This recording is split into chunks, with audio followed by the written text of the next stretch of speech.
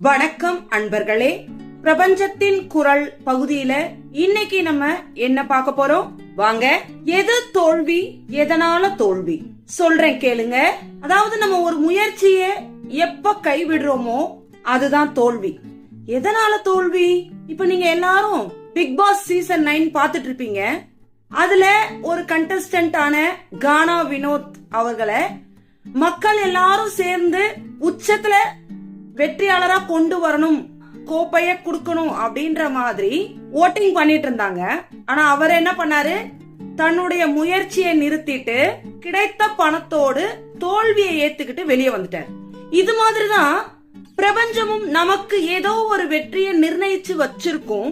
ஆனா நம்ம என்ன பண்றோம்?